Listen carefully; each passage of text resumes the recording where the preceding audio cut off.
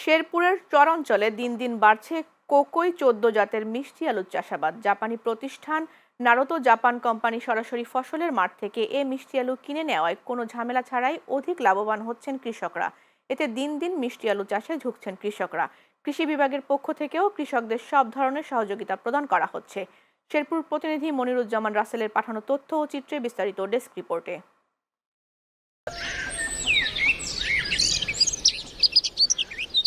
একসময় দরিদ্র মানুষের ক্ষুধা নিবারণের খাবার হিসেবে পরিচিত ছিল মিষ্টি আলু। তবে দিন বদলেছে। সময়ের ব্যবধানে সেই মিষ্টি আলু চাষ করে স্বাবলম্বী হচ্ছেন কৃষকরা।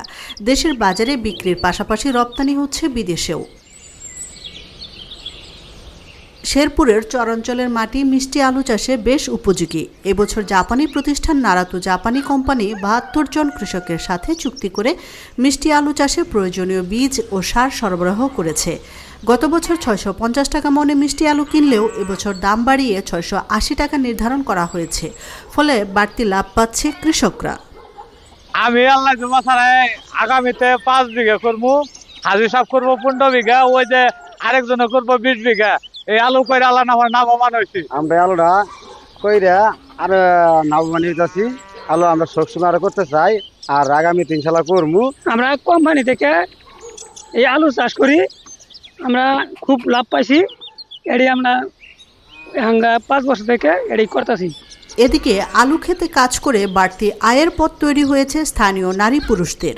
আমাদের এই প্রতিষ্ঠান কোম্পানি আসাতে আমাদের কাজ কাম ছিল না, এই আসাতে আমরা কাজ কামটা পাইছি। যেমন আলু লাগাইয়া আমরা সংসার চালাইতেছি, ক্ষেত নিরে লাগানি, বামুর দেওয়া, ডুগা লাগানো, সমস্ত কাম আমরা করতেছি। এখন বর্তমানে আমরা এখানে বেকার নাই, এই কাজটা পাই আমরা অনেক উন্নত হয়েছি। ফেব্রুয়ারি থেকে মার্চ মাসে আলু পরিপক্ক হয়ে তোলার উপযোগী হয়।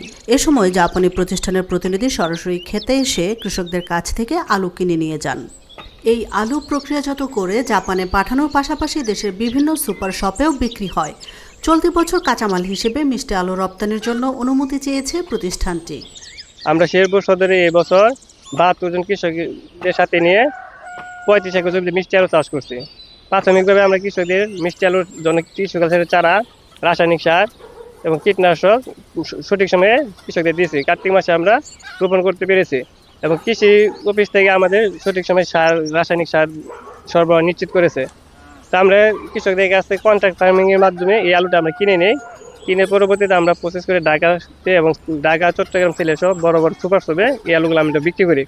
এদিকে মিষ্টি আলু চাষে কৃষকদের প্রয়োজনীয় সব ধরনের সহযোগিতা করা হচ্ছে বলে জানিয়েছে জেলা কৃষি বিভাগ। আমাদের এখানে একটি জাপানিজ কোম্পানি, তারাও আমাদের এই শেরপুর সদরে আমাদের কৃষকদেরকে মিষ্টি আলু চাষে উদ্বুদ্ধ করতেছে এবং তারা কৃষকদেরকে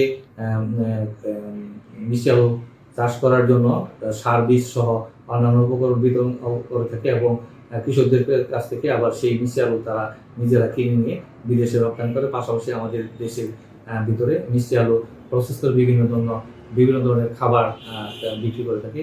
এই মিষ্টি আলু লাভজনক হয়। আমাদের ৫টি উপজেলার মধ্যে শেরপুর সদর উপজেলার চরাঞ্চলের যে কৃষক তারা বেশ আগ্রহী, এই মিষ্টি আলু চাষ করে আগ্রহ হচ্ছে। আমরা কৃষি বিভাগ তাদেরকে এই বিষয়ে সার্বিকভাবে সহযোগিতা করা।